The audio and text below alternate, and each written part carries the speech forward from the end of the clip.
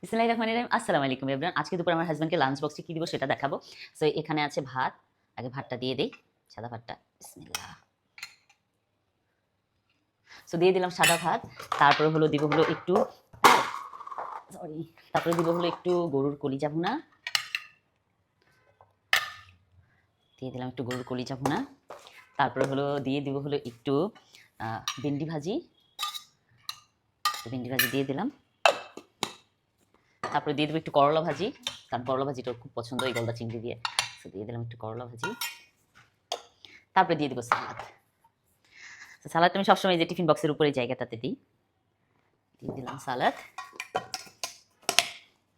ও sorry, ভুল হয়েছে।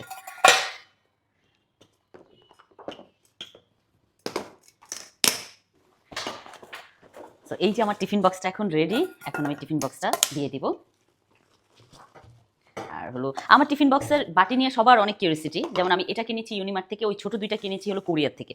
So আমি যখন কোরিয়াতে ছিলাম তখন আমার হাজব্যান্ডকে আমি দুপুরে লাঞ্চ পাঠাইতাম, তখন ওই বাটিগুলো কিনেছিলাম। সো এই যে টিফিন বক্স রেডি অফিসে যাওয়ার জন্য। Thank you so much for watching my video. Bye by.